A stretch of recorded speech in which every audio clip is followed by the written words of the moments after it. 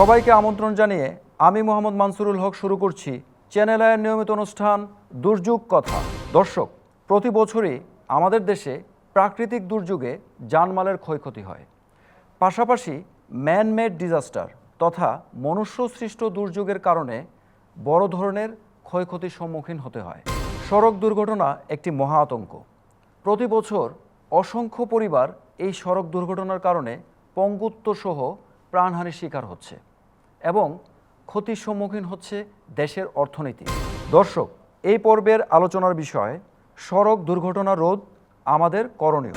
এ বিষয়ে বিশেষজ্ঞ হিসাবে উপস্থিত আছেন দর্শক নন্দিত অভিনেতা, চিত্রনায়ক ও পরিচালক ইলিয়াস কাঞ্চন।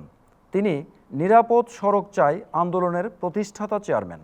সেই সাথে গ্যালারিতে উপস্থিত আছেন দুর্যোগ ব্যবস্থাপনা নিয়ে ঢাকা বিশ্ববিদ্যালয়ে অধ্যয়নরত কিছু শিক্ষার্থী। আপনাদের সবাইকে স্বাগত। ইলিয়াস কাঞ্চন ভাই, প্রথমে একটু স্মৃতিচারণ করতে চাই। এই প্রজন্মের কাছে যদি একটু শেয়ার করতেন 1993 সালের 22শে অক্টোবর অ্যাকচুয়ালি কী ঘটেছিল, সেদিনের সেই সড়ক দুর্ঘটনা আজকে একটা আন্দোলনে পরিণত হয়েছে। ওই দিন আমি বান্দরবনে শুটিং করছিলাম। আমার সহশিল্পী ছিল চম্পা। সবচেয়ে উঁচু পাহাড় যেটা বান্দরবনে, লামা পাহাড়, ওর পাশেই মানে আমাদের একটা ক্যান্টনমেন্ট আছে আর্মিদের। তো ওই পাহাড়ের উপরে আমি শুটিং করছিলাম। শুটিং করতে করতে একটা পর্যায়ে আমাদের তো সূর্য থাকতে হয় মানে শুটিং করার জন্য। তো সূর্যটা ঢেকে দিল একটা মেঘে যখন ঢেকে দিল তখন আমাদের শুটিংটা বন্ধ। তো আমরা বসার যে ইয়েটা সেখানে যে বসলাম, একজন এসে আমাকে বললো যে আপনার ফোন আসছে। একটা ধাক্কা কিন্তু লাগলো ভিতরে যে কোনো কিছু হলো কিনা, ওদের আসার কথা। তারপরে আবার মনকে সান্ত্বনা দিল যে না না, এর আগে তো আমি এখানে শুটিংয়ে আসছিলাম, তো পাশে যেহেতু আর্মিদের আছে, বেস আছে, তো অনেকের সঙ্গে আমার পরিচয় ছিল, ওনারা হয়তো কেউ জেনে হয়তো আমাকে ফোন দিতে পারে। তো এরকমভাবে এই দুই রকমের চিন্তা করতে করতে আমি গিয়ে ফোনটা ধরলাম। ধরার পর আমাকে যেটা বললো যে আমার যে হোটেলে ছিলাম আর কি বান্দরবনে, সে হোটেল থেকে ফোন করা হলো, বললো যে স্যার আপনি শুটিংটা প্যাক আপ করে দিয়ে চলে আসেন। তো আমি বললাম যে কেন? স্যার আপনার তো ফ্যামিলি আসার কথা ছিল, তো গাড়িটা একটু অ্যাক্সিডেন্ট করছে, আপনি কোনো দুশ্চিন্তা করবেন না। তো আমি মানে ফিল্মে আসলে এই যে এই ধরনের সিচুয়েশন হলে কি হয়, ফোনটা হাত থেকে পড়ে যায়, তারপরে একদম শরীরটা ভেঙে যায়। জি। তো এটা তো আমরা অ্যাক্টিং করি, কিন্তু আমার সেদিন কিন্তু মানে আর কোনো বল পাচ্ছিলাম না। তো তারপরে আমরা ওখান থেকে রওনা দিলাম। রওনা দিয়ে গিয়ে আমি কিন্তু ফিল্মে পাঠ করলেও তখনও থেকে কিন্তু আমি নামাজ পড়তাম। কিন্তু তো আমি নামাজের সময় ছিল, তো আমি এসে হোটেলে উজু করে আমি নামাজটা পড়লাম, পড়ে তারপরে গাড়ি করে আমি রওনা দিলাম। যখন আগে বাড়ার পর ওই গাড়িটা, দুর্ঘটনার গাড়িটা আমার চোখের সামনে পড়লো আর কি।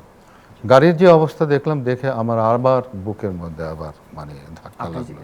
স্পটে গিয়েছিলেন? হ্যাঁ, মানে স্পটটা তো যাওয়ার পথে, কারণ তাদেরকে অলরেডি তখন নিয়ে গেছে চিটং হাসপাতালে নিয়ে যাওয়া হয়েছে। তো আমি বান্দরবন থেকে চিটং যাচ্ছি আর কি। তো ওই যখন যাই আমি, তো রাস্তার পাশে ওই মাইক্রোবাসটা ভাঙাচোরা অবস্থা পড়া ছিল। এটা দেখে আবার আমার বুকের মধ্যে মানে খুব মানে একটা কেমন যেন ফিলিংস হলো। তো যার পর আমি যখন হাসপাতালে গেলাম, যাওয়ার পর আমি খুঁজছি যে কোথায়, দেখলাম যে অনেক মানুষজন, প্রচুর মানুষজন, কিন্তু আমি আমার দুটা বাচ্চা ছিল খুব ছোট ছোট, তাদেরকে দেখলাম, তাদের চেহারা মানে এমন অবস্থা, মানে এটা বলার মতো না। কিন্তু ওর মাকে আমি দেখতে পাচ্ছি না আর কি। আর ওই গাড়িতে আবার এটিএম শামসুজ্জামান সাহেব ছিলেন, ওনার ওয়াইফ ছিলেন, বাচ্চারা ছিল। তো আমি এটিএম ভাইকে আমি জিজ্ঞাসা করলাম যে ওর নাম তো জাহানারা কই? তখন এটিএম ভাই বললো যে তোমাকে ধৈর্য ধরতে হবে। তো ধৈর্য যখন ধরতে বলে তখন তো আমরা বুঝে যাই আসলে কি হয়েছে। এই তখন আমি কান্না শুরু করলাম আর কি। এই ছিল আর কি। জি, এই যে 22 অক্টোবর আপনার জীবনের একটা অন্যতম দিন বা অধ্যায়, এবং ওই দিন থেকেই শুরু হয়েছে আপনার নতুন একটি আন্দোলন, নতুন একটি কর্মসূচি। তো যে উদ্দেশ্যকে সামনে নিয়ে আপনি সেই 22 অক্টোবরকে নিরাপদ সড়ক দিবস হিসাবে অলরেডি প্রতিষ্ঠিত হয়েছে, যে প্রতিষ্ঠা করেছেন, সেই উদ্দেশ্য কতটুকু বাস্তবায়ন হয়েছে, আদৌ কি বাস্তবায়ন হচ্ছে? আসলে অনেক দীর্ঘ আলোচনার বিষয়। তারপরেও আমি বলবো যে এটি হলো যে 1993 সালের 22শে অক্টোবরে আমার স্ত্রী দুর্ঘটনা পতিত হয়। তার আগে দিয়ে কিন্তু আমার নিজেরও আর একটা দুর্ঘটনা ঘটেছিল। আমি মানিকগঞ্জ থেকে শুটিং করে ফেরার পথে দুর্ঘটনাটি ঘটে। ডান পাটা এবং এই বাঁ হাত কেটে ফেলতে চেয়েছিল কিন্তু। তো আমার স্ত্রী তখন জীবিত ছিল। আমার স্ত্রী বলল যে না, একটা শিল্পীকে একটা পা একটা হাত কেটে দিয়ে তাকে বাঁচিয়ে রেখে লাভটা কি। আমার সেই দুর্ঘটনা ঘটেছিল, আমি সন্ধ্যার দিকে ফিরছিলাম, তখন বৃষ্টি পড়ছিল আর কি। তো বেশি দূরের জিনিস তো দেখা যায় না। তো আমার গাড়িরও যে গতি যে খুব বেশি ছিল তাও না কেন। তো আমি দূরের থেকে দেখছি যে একটা লোক মানে রাস্তা দিয়ে দৌড়াচ্ছে, কিন্তু আমি যখন কাছাকাছি আসলাম তখন আমি দেখলাম যে ও তো একটা ভ্যান গাড়ি চালাচ্ছে, এবং ভ্যান গাড়িগুলো তো এটার কোনো কিছু দূরের থেকে দেখার মতো কোনো অবয়ব নাই কিন্তু। জি। এবং এটা একটা ফ্ল্যাট একটা সিট এবং ফ্ল্যাট, এটার মধ্যে মাল টানতে টানতে ওইটাও কালো হয়ে যায়। এবং ফটোগ্রাফির যে নিয়ম আপনার, সেটা হলো যে কালোর সঙ্গে কালো কিন্তু মিশে যায়, কিন্তু ওটা দেখা যায় না কেন। তুমি যদি একটা কালো ব্যাকগ্রাউন্ডের মধ্যে তোমার চুল ধরো, চুল কিন্তু দেখা যাবে না। এবং জাদুগিরা কিন্তু ওই রকম সুতা দিয়ে কিন্তু ব্যাকগ্রাউন্ডটা এই যে কালো রাখে এই কারণে জাদু দেখায়। তো আমিও কিন্তু দূরের থেকে ওকে দেখতেই পারি না, ভ্যান গাড়িটা আমি দেখতে পারি না। ওকে দেখেছি, মনে হচ্ছে যে একটা গাড়ি লোক দৌড়াচ্ছে। তখন এই লোকটাকে বাঁচাতে গিয়ে আমি মানে ব্রেক করলাম আর কি। যখন ব্রেক করলাম তখন দেখলাম যে আমার ব্রেকটা মানে ওই হয়েছে, কিন্তু গাড়িটা স্কিড করতেছে। গাড়িটা এই ছিল, তো গাড়িটা এরকম ঘুরে গিয়ে এরকমভাবে রাস্তা থেকে পড়ে যাচ্ছে। আর ওইটা ছিল একটা ব্রিজের কাছে। ওই অপোজিট থেকে একটা বাসের সাধারণত নিয়ম হলো গিয়ে যে ব্রিজ থেকে যদি উঁচা ব্রিজ থাকে সেখান থেকে নামতে গেলে তার গতি কিন্তু নিয়ন্ত্রণ করতে হয়, কমাতে হয়। ও তো ফুল স্পিডে আসছে, আইসা একদম আমাকে মেরে দিয়েছে। তো যাই হোক, শেষ পর্যন্ত আমি সিঙ্গাপুরে গিয়ে আমি ঠিকঠাক হলাম, ভালো হলাম। এটা কি 1993 সালের 22 এটা অক্টোবর আগে, এটা হলো গিয়ে 89-এর সেপ্টেম্বরে আমার এই দুর্ঘটনা। তারপরে আমি তখন থেকে কিন্তু আমি ভাবতাম যে আমি এই দুর্ঘটনার জন্য একটা কিছু করা দরকার। কিন্তু ব্যস্ততা আমাকে এমনভাবে মানে পেয়ে বসলো, আমি ওখান থেকে মানে সুস্থ হয়ে আসার পর কিন্তু আমার ছবি সংখ্যা আরও বেশি বেড়ে গেল। কারণ ওই দুর্ঘটনার সময় আমার বেদের মেয়ে জ্যোৎস্না রিলিজ হয়, আমার নীতিবান, এই সমস্ত মানে বিগ মানে সুপার ডুপার হিট ছবি রিলিজ হয়। তো ওখান থেকে ফেরত আসার পর তারপর আরও ছবির সংখ্যা বেড়ে গেল, আমি কিন্তু কাজটা করতে পারলাম না কেন। কিন্তু আমি যে প্রতিজ্ঞা করেছিলাম যে দুর্ঘটনা নিয়ে একটা কিছু করা দরকার, সেটাই বোধহয় আমার সৃষ্টিকর্তা চেয়েছিলেন যে আমাকে দিয়ে কাজটা করানো হবে। এবং যেহেতু আমি করছিলাম না, সেহেতু আমাকে যাতে আমি করি সেই ব্যবস্থাটাই বোধহয় আমার সৃষ্টিকর্তা করে দিলেন আর কি। এই যে আপনি নিরাপদ সড়ক চাই আন্দোলন করছেন, তো এই আন্দোলনের সারা বছর জুড়ে কি কি কর্মসূচি থাকে? যখন এটা শুরু করি, তো শুরু করার পর আসলে আমার এই মানে কোনো সাংগঠনিক ফর্ম আমি দেই নাই আর কি। আমার মানে মনে হলো যে মানুষকে অ্যাওয়্যার করা দরকার, সচেতন করা দরকার, এবং সারা দেশে এটা প্রচার করা দরকার। সেই সময় যেহেতু আমি সুপার ডুপার হিট, আমি নায়ক ছিলাম, আমি 1 নম্বর হিরো ছিলাম, আমার কিন্তু সহকর্মী, আমার ডিরেক্টর, প্রডিউসার, শিল্পীরা সকলেই কিন্তু আমার সঙ্গে কিন্তু আসতো। বিশেষ করে চলচ্চিত্রের যারা সাংবাদিক ছিল তারা কিন্তু আমার পিছনেই থাকতো, এবং পিছনে থাকতো এই কারণের জন্য যে তাদেরকে অ্যাসাইনমেন্টই দেওয়া হতো যে আমি কোথায় যাচ্ছি, কী করছি, সব জানে এই কর, কারণ আমার স্ট্যাটাসটা তখন এই পর্যায়ে ছিল। ওই সময় যখন আমি এটা শুরু করলাম, তখন আমি মন্ত্রী, মিনিস্টার এবং অনেকে আমি বলতে শুরু করলাম, পরিবহন সেক্টরের লোকেরা বললো, আরে দুর্ঘটনাটা তো হইলো ভাগ্যের লেখা, আল্লাহর মাল আল্লাহ নিয়ে যায়। মন্ত্রীরা বলছে, শোনো নাই তোমরা? হ্যাঁ, আল্লাহর মাল আল্লাহ নিয়ে যায়, তো আমাদের তো করার কিছু না। তো তখন আমি হাদিস কোরআন এগুলো পড়া শুরু করলাম। আমি দেখলাম হাদিস কোরআনের মধ্যে সচেতনতার বিষয় আছে, সাবধানতার বিষয় আছে। হ্যাঁ, এবং কিছু কিছু জিনিস আমি এমন পেলাম যে আল্লাহ তাআলা তার নবীদেরকে পর্যন্ত নির্দেশনা দিয়েছে। যেমন হযরত মুহাম্মদ সাল্লাল্লাহু আলাইহি ওয়াসাল্লাম, ওনাকেই নির্দেশ দিয়েছে, রাতের বেলা তুমি হিজরত করো। কেন রাতের বেলা কেন হিজরত করতে? আমি এটা নিয়ে গবেষণা করছি, রাতের বেলা কেন বললো আল্লাহ তাআলা? আল্লাহ তাআলার এত শক্তি, এত ক্ষমতা, তারপর তার নবীকে রাতের বেলা কেন? তার মানে সাবধানতার জন্য, যে যাতে কুরাইশরা না দেখে, কারণ সেই সময় তাকে মেরে ফেলার একটা প্ল্যান করা হয়েছিল। তো তার মানে কি, তাকে সাবধান হতে হয়েছে। তাকে সতর্ক হতে হয়েছে, জি। তাকে বুদ্ধি খরচ করতে হয়েছে, করে তারপর মদিনা যেতে হয়েছে। তো ঠিক তেমনি ভাবে মুসা আলাহিস সালামেরও একটা ঘটনা, তাকেও আল্লাহ তাআলা বলছিল যে রাতের বেলা তোমার লোকজনকে নিয়ে চলে যাও, কারণ দিনের বেলা গেলে ফেরাউন তোমাকে যেতে দেবে না। তো যিনি সর্বশক্তিমান তিনি তার নবীদেরকে কৌশল, বুদ্ধি, সাবধানতা সেটার কথা বলে। তারা আমরা গাড়ি চালাবো এরকম আমরা সাবধান হব না। এই সমস্ত ফাইন্ডিংসগুলো যখন আসলো, আমি এগুলো প্রচার করা যখন শুরু করলাম, আমি স্কুলে, কলেজে, এমনকি ইউনিভার্সিটিগুলোতেও, এমনকি যারা শিক্ষক তাদেরও কিন্তু জানা ছিল না। এই যে মনে করো যে রাস্তায় গরু, ছাগল এগুলো বেঁধে রাখে, তো আমরা যখন এগুলোর আমি ভিডিও করলাম, ভিডিও করে আমি ওই গ্রামে গেলাম, সেগুলো দেখালাম, বলতাম যে বলেন তো এই যে ছাগলটা বাঁধছে এটার জন্য যে দুর্ঘটনা ঘটছে এটা দায়ী তাকে। তো কেউ বলছে যে এই ছেলেটা কেন ছাগলটা বাঁধছে ওর জন্য দায়ী, তারপর আবার কেউ বলতেছে না ওর বাপ দায়ী, কারণ ওর বাপ কেন তারে শেখাইলো না। তো তারপরে একজন মানে এরকম যখন বলে নানান কথা, তখন আমি বললাম আচ্ছা বলেন তো এই ছেলেটা কোত্থেকে শিখবে? তো বলে ওর বাপের কাছে। আমি বললাম যে ওর বাপই তো জানে না, ও বাপ কোত্থেকে শিখবে? তো বলে যে তাহলে এই ছেলেটার স্কুল থেকে শেখা উচিত। তাই আমি বললাম স্কুলের মাস্টারও তো জানে না, কেউই কিন্তু জানতো না। বলো তুমি আমাদের সড়কে চলার মতো অ্যাওয়ারনেস এবং কিভাবে চলতে হয়, কিভাবে মানে গাড়িতে উঠতে হয়, নামতে হয়, কোন দিক দিয়ে উঠতে হয়, নামতে, এগুলো জানা ছিল কারোর? কিন্তু এগুলো আমার সাকসেস। জি জি। আমি আরও 3টা ভিডিও বানাচ্ছি, সেই ভিডিওর আমার মূল যে ট্যাগ, হ্যাশট্যাগ যে আমি যে স্লোগানটা আমি দিচ্ছি এবার, সেটি হলো গিয়ে শুধু সচেতনতা নয়, যা জানবো তা পুরোপুরি মানবো। একটি দুর্ঘটনা সারা জীবন কাঁদলেও তার ক্ষতি পূরণ হবে না। আমরা দেখেছি গণমাধ্যমে সহ বিভিন্ন জায়গায় যে আপনি অনেক প্রতিবন্ধকতার শিকার হয়েছেন এবং আপনি অনেক বাধা বিপত্তি উপেক্ষা করে আজকে একজন সফল আন্দোলনের একজন পরিচালক হিসেবে প্রতিষ্ঠিত হয়েছেন এবং আপনি চেয়ারম্যানও বটে। তো এই প্রতিবন্ধকতা যদি একটু শেয়ার করতেন যে কোন কোন ধরনের প্রতিবন্ধকতা আসলে এইটা হলো গিয়া মানে এই পরিবহন সেক্টরের যারা নেতৃত্ব যারা দিচ্ছে তাদের এই স্বার্থের জন্য আসলে এই প্রতিবন্ধকতাটা সৃষ্টি হয়েছে। কারণ হলো যে তোমরা সবাই জানো যে সড়কে প্রচুর চাঁদাবাজির বিষয় আছে, এখানে বিশাল অঙ্কের টাকার লেনদেন হয় প্রতিদিন। এই যে মানে কত কোটি টাকা যে এখানে লেনদেন হয়, চাঁদাবাজি হয়, এটা কল্পনাও করা যাবে না। তো সেই জায়গাটা মানে এরা যখন দেখলো যে আমি মানুষকে বোঝানোর চেষ্টা করছি, চালকদেরকে প্রশিক্ষিত করি আমরা।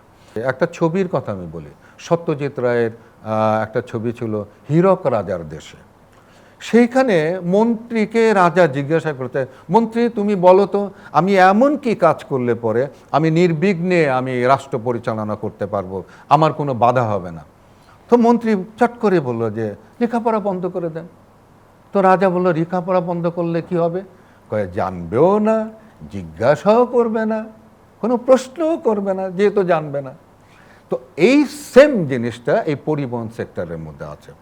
তারা চায় না যে চালকদের জীবন মান উন্নত হোক, তারা ভালোভাবে শিখুক, ভালোভাবে জানুক। কারণ যদি তারা সুশৃঙ্খল হয়, যদি তারা জানে, যদি তারা নিয়ম মানে, তাহলে তো নেতৃত্বের কাছে যাওয়া তাদের দরকার পড়ে না। এই মানুষগুলোকে যতটা বেশি উশৃঙ্খল রাখা যাবে, অজ্ঞ রাখা যাবে, ততই বেশি কিন্তু এরা রুল করতে পারে। এবং যে কারণের জন্য এই সেক্টরের মধ্যে এখনো পর্যন্ত সেইভাবে শৃঙ্খলা ফেরাতে পারেনি। আমরা আরও আপনার কথা শুনবো, তার আগে আমরা দর্শক গ্যালারি থেকে কিছু প্রশ্ন নেব। আচ্ছা, এখান থেকে আপনি এই গ্যালারি থেকে যে কোনো একজন প্রশ্ন করেন। আমি Nazmul Hasan, institute of disaster management and vulnerability স্টাডিজের অনার্স 3rd ইয়ারের স্টুডেন্ট।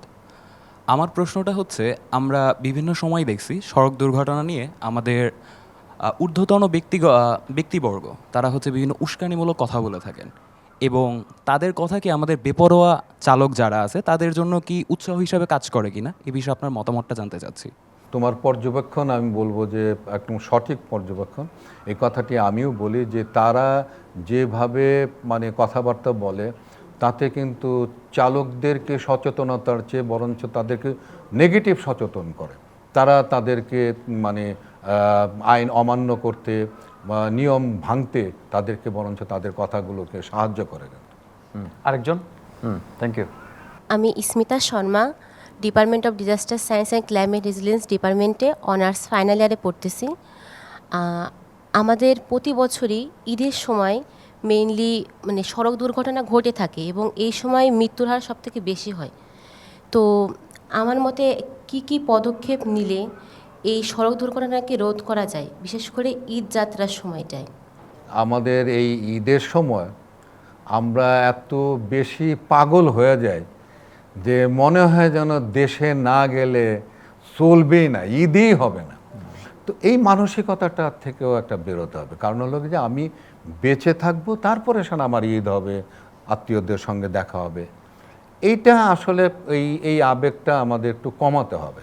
আমি একদম ছেড়ে দিতে আমি বলেন কমাতে হবে। প্লাস যে সমস্ত জায়গাগুলোতে আছে সেই সমস্ত জায়গাগুলো আমরা বলি, কিন্তু এখনো পর্যন্ত সেইভাবে কাজগুলো হচ্ছে না। যেমন গার্মেন্টসের ছুটির বিষয়টা আমরা সবসময় তাদেরকে বলি যে এই একটা গ্রুপ গ্রুপ করে আগে পিছে করে তাদেরকে আপনারা ছুটি দেন, যাতে একসঙ্গে মানে ক্রাউডটা যেন না হয়। পাশাপাশি যারা আমরা এমনিতে যারা চাকরিজীবী যারা কিংবা এমনিতে ব্যবসা বাণিজ্য যারা করি, তাদেরও কিন্তু দুটো কাজ করতে পারে। একটা হলো গিয়ে যে যিনি কর্ম করেন তিনি না হয় মানে পরে গেলেন, কিন্তু যে ফ্যামিলির যে সমস্ত মানুষগুলো কাজ করে না সেরকম না, তো তাদেরকে কিন্তু আগে পাঠিয়ে দেওয়া যেতে পারে। ঈদ শুরু হওয়ার একটু আগে তাদেরকে পাঠাতে পারে। পাঠিয়ে দিলে কিন্তু আপনার ওই কেওয়াজটা সৃষ্টি হয় না, ওই রকম হুড়াহুড়ি করার একটা বিষয়টা থাকে না। এই একটি বিষয়। পাশাপাশি এখন যে দুর্ঘটনাগুলো যেগুলো বেশি হচ্ছে সেখানে হলো মোটর সাইকেলের দুর্ঘটনাগুলো ঘটছে। মোটর সাইকেল সাধারণত কিন্তু শর্ট ডিস্টেন্সে যাওয়ার জন্য, কিন্তু আমাদের এখানে যারা চালাচ্ছে তারা এটাকে মানে মানতে রাজি না আর কি। তারা চায় যে মানে বাংলাদেশের সব জায়গাতেই, ঢাকা থেকে সব জায়গাতেই মোটর সাইকেলে যাবে। দেশের সড়কের মধ্যে প্রায় 12 থেকে 13 ধরনের গাড়ি চলে, কিন্তু পৃথিবীর অন্যান্য দেশে 2-3 প্রকারের গাড়ি সাধারণত চলে। এই যে 12-13 ধরনের গাড়ি চলে, তাতে হয় কি বিভিন্ন রকমের গাড়ির বিভিন্ন রকমের গতি, বিভিন্ন রকমের তো এই জিনিসগুলোর জন্য আসলে মোটরসাইকেল এমন একটা মানে গাড়ি যে এটা সামনের চাকার সঙ্গে যদি একটা টোকা লাগে তাহলে কিন্তু গাড়িটা উল্টিয়ে যাবে। কিন্তু আরেকটা জিনিস দেখবেন যে বস্তাও কিন্তু এই মোটরসাইকেলের মধ্যে নিয়ে এসে, তো কিভাবে সে ব্যালেন্স করবে? যারা এই কাজগুলো করে তাদের মধ্যে যতক্ষণ পর্যন্ত তার জীবনের বোধ যতক্ষণ পর্যন্ত না আসবে, আসলে আমরা যতই বলি না কেন নিজের থেকে বোধ কিন্তু আসতে হয়। তো প্রত্যেকেরই জীবনের জন্য তার কিছু দায়িত্ব আছে, কিন্তু সেই জীবনের দায়িত্ব যদি সে পালন না করে তাহলে তো আমি এককভাবে এই যে আমার তো এই 30 বছর 32 বছরের দরকার ছিল না, কেন যদি সকলেই যদি আমার কথাগুলো যদি শুনতো। কাঞ্চন ভাইয়ের সাথে আমি একটু অ্যাড করতে চাই, আমার লাইফের সিকিউরিটি কিন্তু আমাকেই ফার্স্টে দেখতে হবে। রাইট। আমাকে সেফটি কিন্তু গভর্নমেন্ট বা আরেকজন এসে পরে দিবে। সো আমি যদি নিজের সেফটিটা যদি নিজে না করি তাহলে তো অ্যাক্সিডেন্ট হতেই পারে, সেটাই বলছিলেন আর কি। আমরা আরেকটা প্রশ্নে যাই। আমরা এই গ্যালারি থেকে আরেকটা প্রশ্ন করুন প্লিজ। আমি ইসরাত জাহান ইমু, আমি দুর্যোগ ব্যবস্থাপনা বিভাগের 4র্থ বর্ষের শিক্ষার্থী। আমার প্রশ্নটা হচ্ছে যে আপনি বললেন যে নিরাপদ সড়ক আন্দোলনের জন্য আপনি প্রথমে কাজ করছেন মানুষের মধ্যে সচেতনতা সৃষ্টি করা। তারপর আমরা দেখেছি বিগত কয়েক বছরে 18,000 মানুষ আহত হয়েছে, 6,000 মানুষ নিহত হয়েছে। তো আমরা এই ক্ষেত্রে সড়ক দুর্ঘটনা কমাতে আমরা আর কি কাজ করতে পারি? মানে ওনার প্রশ্ন হচ্ছে যে 2023 সালের একটা পরিসংখ্যান উনি বলেছেন যে কতজন লোক মারা গিয়েছে এবং কতটা অ্যাক্সিডেন্ট হয়েছে। তো আমরা এই আগামী 2024 চলমান বা 25-এ এই সংখ্যাটা কমিয়ে আনার জন্য আমরা স্পেসিফিক্যালি কি করতে পারি, বা আপনার সংগঠন থেকে কি কোনো উদ্যোগ নেওয়া হয়েছে কিনা? আমি যখন আন্দোলনটা শুরু করেছিলাম তখন কিন্তু বাংলাদেশের মানুষের সংখ্যা ছিল কিন্তু 10 থেকে 10.5 কোটি মানুষ ছিল, কিন্তু হ্যাঁ এখন কিন্তু সেই জায়গায় প্রায় 18 কোটি মানুষের বাংলাদেশ, এবং কয়েক হাজার রাস্তা ছিল, এখন কিন্তু প্রায় লক্ষ এমনকি আমাদের যে স্থানীয় সরকার মন্ত্রণালয়ের প্রায় 2.25 লক্ষ কিলোমিটার রাস্তা কিন্তু, আর রোডস অ্যান্ড হাইওয়ের প্রায় 24,000 কিলোমিটার রাস্তা। তো গাড়ির সংখ্যাও কিন্তু আগে কয়েক হাজার গাড়ি ছিল, সেই জায়গায় কিন্তু কয়েক লক্ষ গাড়ি কিন্তু এখন, তো এবং বিভিন্ন ধরনের গাড়ি কিন্তু এসে, তো যার জন্য সড়ক দুর্ঘটনা বাড়াটাই স্বাভাবিক, কারণ লোক সংখ্যা, গাড়ির সংখ্যা, রাস্তার সংখ্যা দিয়ে আনুপাতিকভাবে কিন্তু বাড়ার কথা। কিন্তু সত্যি কথা বলতে যে যদি এই আন্দোলনটি শুরু না হতো তাহলে কিন্তু এর চেয়েও কিন্তু বেশি হতো কেন। তো জাতিসংঘের মাধ্যমে পরিসংখ্যানটি দেওয়া হয়েছে এবং জাতিসংঘ একটা মানে প্রেসক্রিপশনও দিয়েছে যে কিভাবে সড়ক দুর্ঘটনা রোধ করা যায়। আমরা ওইটা নিয়ে কাজ করছে, সরকারের সঙ্গে আমরা কথা বলেছি, কিন্তু সেই জিনিসটা এখনো পর্যন্ত আপনার হয়নি।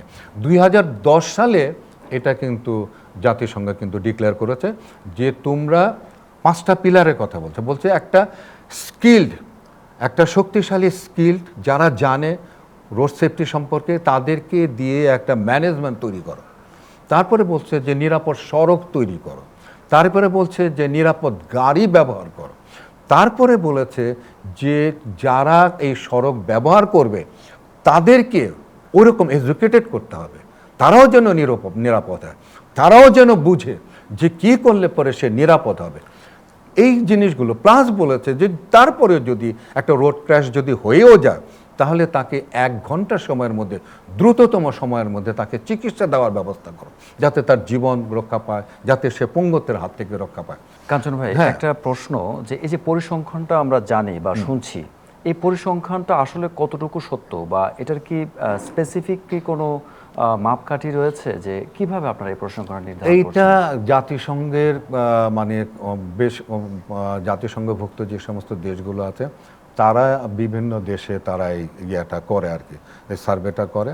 তাদের একটা পদ্ধতি আছে, সেই পদ্ধতিতেই তারা এই সার্ভেটা করে। আমাদের আবার স্বাস্থ্য ডিপার্টমেন্টের একটা প্রতিবেদনও কিন্তু আছে, সেইটা এবং জাতিসংঘের এটা প্রায় কাছাকাছি। Same, হ্যাঁ। এখন আমরা আরেকটা নতুন আইনের কথা বলতেছি, সেটা একদম স্পেসিফাই হলো গিয়ে যে রোড সেফটির জন্য, ওটা পরিবহন না, রোড সেফটি, কিভাবে রোড সেফটি করা যায় সেটা আইনের মধ্যে নিয়ে আসার। কাঞ্চন ভাই, এই যে আইনের কথা বললেন, তো বর্তমানে এই আইনটা কি রয়েছে, মানে সড়ক দুর্ঘটনার ক্ষেত্রে স্পেসিফিক আইনটা কি এবং এটার শাস্তি হিসাবে কি রয়েছে? এই যে যখন 3 বছরের শাস্তি ছিল এবং মানে জামিনযোগ্য ছিল, তো সেই জায়গায় কেউ কোনো শাস্তি পেত না আর কি। জি। তো তারপরে দীর্ঘদিন ধরে আইন নিয়ে কথা বলতে তারপর 2010 সালে প্রথম ড্রাফট শুরু হলো, 12তে ড্রাফট হলো, তারপরে 16তে গিয়া ড্রাফটটা মানে মানুষের সামনে নিয়ে আসলো, এটা নিয়ে গোল টেবিল বৈঠক বহুত কিছু হলো।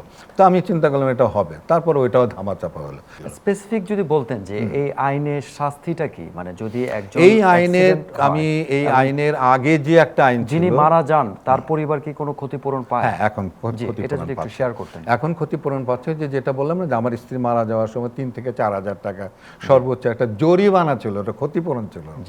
এখন যেটি আছে যে সেটি হলো যে কোনো পরিবারে কেউ যদি মারা যায় তাহলে তাকে 5 লক্ষ টাকা ক্ষতিপূরণ দেওয়া হয়, আহত হলে পরে তাকে 3 লক্ষ টাকা দেওয়া হয় এবং চিকিৎসার জন্য 1 লক্ষ টাকা এখন সরকার থেকে এটি দেওয়া হয়। জি, কাঞ্চন ভাই, নিরাপদ সড়ক চাই বা সড়ক দুর্ঘটনা, এটা কিন্তু একটা মনুষ্যসৃষ্ট দুর্যোগ। তো বাংলাদেশ কিন্তু প্রাকৃতিক দুর্যোগ মোকাবেলায় অনেক এগিয়েছে এবং সারা বিশ্বে বাংলাদেশ কিন্তু রোল মডেল।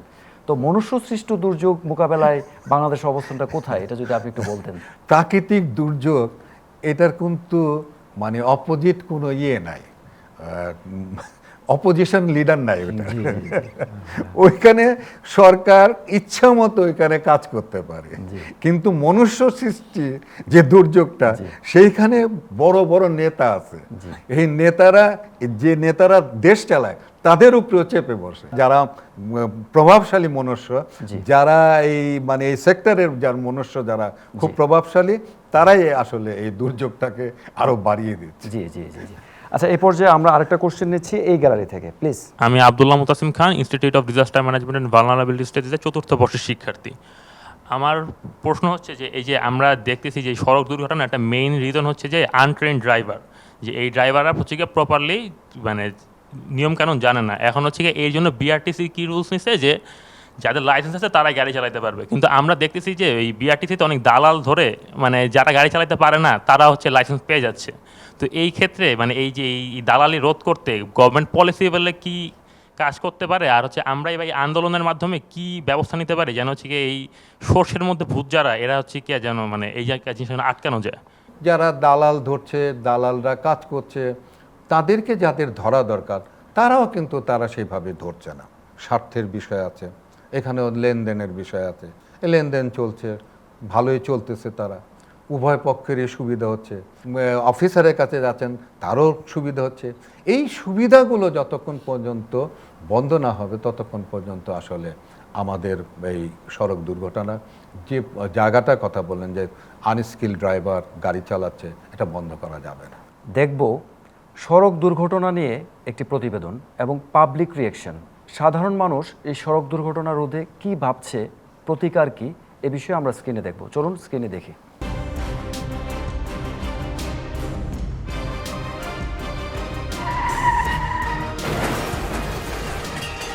গাড়ি আমার চালানি দরকার 10 দিন, এখন আমি যদি 20 দিন 25 দিন গাড়ি চালাই তো হবেই দুর্ঘটনা। যখন রাস্তা পারাপার হই বা ক্রসিং করি, এতেও আমাদের সাধারণ জনগণের সচেতন হতে হবে। ফিটনেসবিহীন গাড়িগুলো এলাকায় বাইরে যেতেছে, এগুলো যদি সরকার স্টেপ নিত তাহলে আর এই দুর্ঘটনাগুলো ঘটতো না। বেপরোয়া গতিতে এক গাড়ি থেকে আরেক গাড়ি ওভারটেক করতে চায়, এর জন্য ড্রাইভাররাও দেয়। অনেকে অসচেতনভাবে মোবাইল ফোন ইউজ করে রাস্তা পারাপার হয়। যদিও আমাদের সড়ক পরিবহন আইন 2018-তে যানবাহনের বিরুদ্ধে যে সকল শাস্তি ব্যবস্থা বলা আছে সেগুলো আমরা চেষ্টা করি সর্বোচ্চ প্রয়োগ করার। যদি নিজ নিজ অবস্থান থেকে সচেতন হই, তাহলে আমরা এই সড়ক দুর্ঘটনা থেকে আমরা রক্ষা পাবো।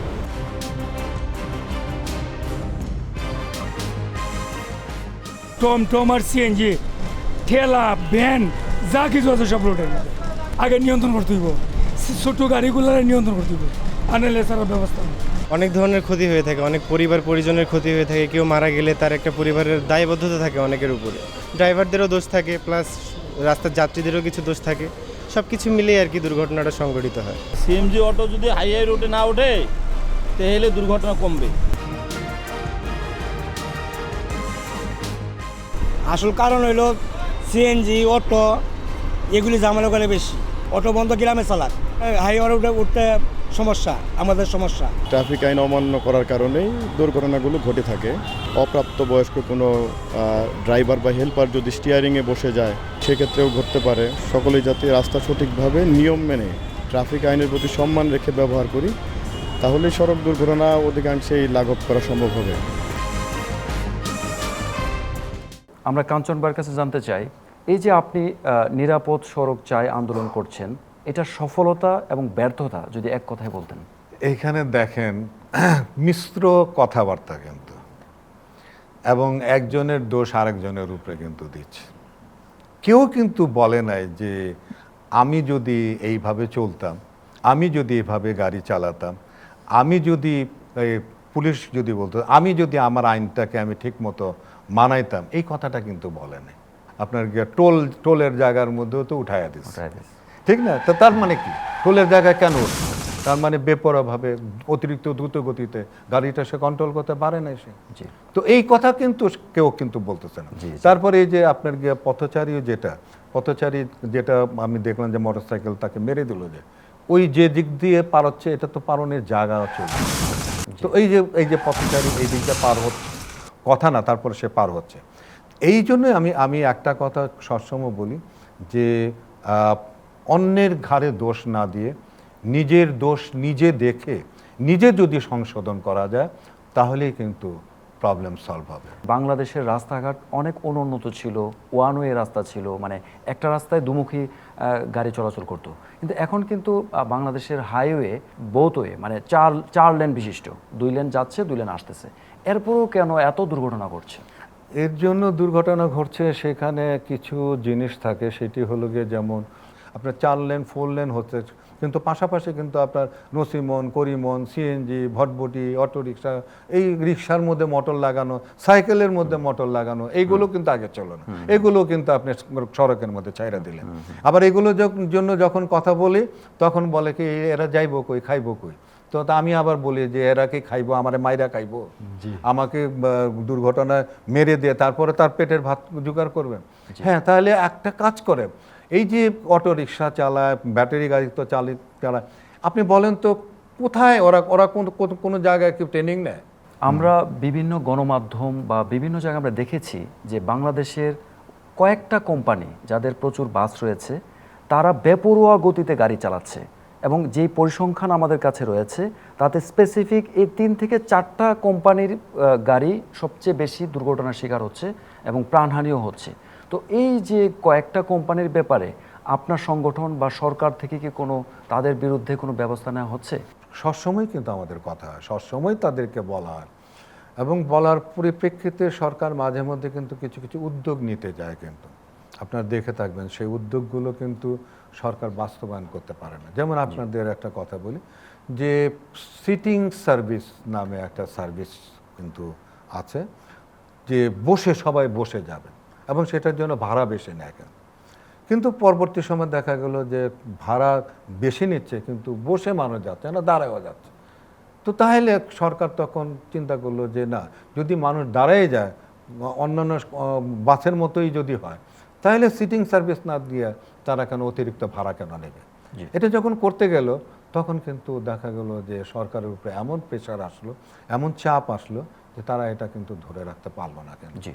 ঠিক তেমনিভাবে কিন্তু আরও অনেকগুলো বিষয় আছে যেগুলো কিন্তু সরকার কিন্তু করতে গিয়ে কিন্তু পিছপা হতে হয়েছে। কিন্তু যেমন আমাদের যে একজন মেয়র ছিলেন আনিস সাহেব, তিনি কিন্তু একটা মানে সিস্টেম উনি চালু করতে চেয়েছিলেন র্যাপিড ট্রানজিট বাস সিস্টেমে, যে সেই বাসগুলো চলবে এবং 6টা রুটের মধ্যে 6টা কালারের বাস চলবে, এই ছাড়া ওই অন্য কোনো কিছু চলতে পারবে না এবং সেগুলো টাইমলি আসবে, বিদেশের মতো টাইমলি আসবে, টাইমলি যাবে এবং এইগুলোর মানে গ্যারেজের জন্য আলাদা জায়গা থাকবে, এদের ডিপো থাকবে, নষ্ট হয়ে গেলে ওই ডিপোতেই ওরা ঠিকঠাক করবে।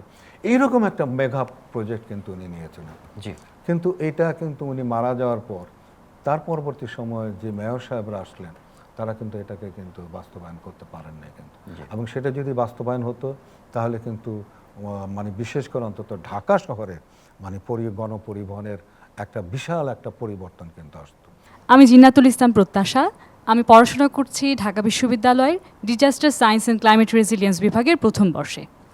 আমার প্রশ্নটি ঠিক প্রশ্ন বলবো না, আমি একটু জানতে চাইবো যে নিরাপদ সড়ক চাই আন্দোলনের সামনের দিনের পরিকল্পনাগুলো কি কি সুনির্দিষ্ট করে জানতে চাইবো, এবং এটাও জানতে চাইবো যে আমরা শিক্ষার্থী হিসেবে কিভাবে আপনার এই আন্দোলনের সঙ্গে একাত্মতা পোষণ করে কাজ করে যেতে পারি। আমাদের মানে পরিকল্পনা যেটি সেটি হলো গিয়ে যে সকল ধরনের গাড়ি, কারণ ড্রাইভার যখন বলা হয় তখন এই সরকার এবং এই যে পরিবহন সেক্টরের লোকেরা তারা মনে করে বাসের ড্রাইভার আর ট্রাকের ড্রাইভার, এরাই বোধহয় ড্রাইভার, আর কোনো ড্রাইভার না। এই মানসিকতাটা ভাঙতে হবে, সরকারকেই বোঝাতে হবে এবং পরিবহন সেক্টরকেও এটা বুঝতে হবে যে ড্রাইভার বলতে শুধু তারা না, ড্রাইভার বলতে যিনি যে ধরনের গাড়ি চালাক না কেন তারা সকলেই ড্রাইভার এবং সকলকেই স্কিলড হতে হবে, সকলকেই ট্রেনিং নিতে হবে। প্লাস যে জিনিসটি হলো যে আমি বলবো যে একটা ডাটা তো অবশ্যই থাকতে হবে, জাতিসংঘের ডাটা এবং সরকারের ডাটার মধ্যে এত পার্থক্য থাকতে তো হবে না, কারণ সেটা একটা প্রপার ডাটা থাকলে পরে আমি মেজার নিতে পারবো যে আমি কি করতে পারি। আমি এই বছরে যদি আমার ডাটাটা জানা থাকে তো অন্তত আমি একটা এরকম করতে পারি যে আগামী বছর অন্তত 5,000 লোককে আমি সেভ করব, এরকম একটা পরিকল্পনা নিতে পারি। কিন্তু আমার ডাটাই যদি 5,000-এর থাকে তাহলে আমি এটা কি পরিকল্পনা নেব? তো যার জন্য ডাটা সিস্টেমটা তো করার জন্য আমরা বলছি সরকারকে সরকারি তত্ত্বাবধানে ডাটা সিস্টেম করার জন্য, পাশাপাশি আমরা যেটি বলছি যে আইন শৃঙ্খলা, যে আমরা যে লটা করলাম, যেটা আইনটা করলাম এবং নতুন আইন যেটা করতে যাচ্ছে সেই নতুন আইনটা দ্রুত এটাকে বাস্তবায়ন করা এবং 18-র যে আইনটা আছে তার যে বিধি আছে সেইগুলো সড়কে যেন মানে পরিপূর্ণভাবে যেন বাস্তবায়িত হয়। শিক্ষার্থীরা যদি আপনার আন্দোলনে অংশগ্রহণ করার জন্য আমাদের একদমই উন্মুক্ত আছে। অন্তত আজকে যে কথাগুলো হয়েছে, আজকে যে আমরা আলোচনা করেছি সেই আলোচনাগুলোই যদি তোমরা তোমাদের টেরিটরিতে যদি তোমরা এটা প্রচার করতে পারো, তোমাদের লোকগুলিকে যদি তোমরা সচেতন করতে পারো, তোমরা যদি তাদেরকে মানে সড়ক দুর্ঘটনা রোধ করার জন্য তাদেরকে যদি মানে সত্যিকার অর্থে বোঝাতে পারো এবং তাদেরকে যদি মানাতে পারো তাহলে কাজ হবে। দর্শক, সড়ক দুর্ঘটনায় অস্বাভাবিক মৃত্যু কারো কাম্য নয়, চাই নিরাপদ সড়ক। আমরা জানি একটি দুর্ঘটনা সারা জীবনের কান্না, আমরা কোনো দুর্ঘটনায় কাঁদতে চাই না। কাঞ্চন ভাই, আপনার অনেক মূল্যবান কথা শুনছিলাম। সময় স্বল্পতার জন্য আমাদের অনুষ্ঠান আজ এখানেই শেষ করতে হচ্ছে। আপনাকে ধন্যবাদ। সেই সাথে গ্যালারিতে উপস্থিত সকল শিক্ষার্থীকে অসংখ্য ধন্যবাদ। সবাই সুস্থ থাকুন, নিরাপদ থাকুন। দুর্যোগ কথা অনুষ্ঠান থেকে আজকের মতো বিদায় নিচ্ছি। দেখা হবে আগামী পর্বে। আল্লাহ হাফেজ।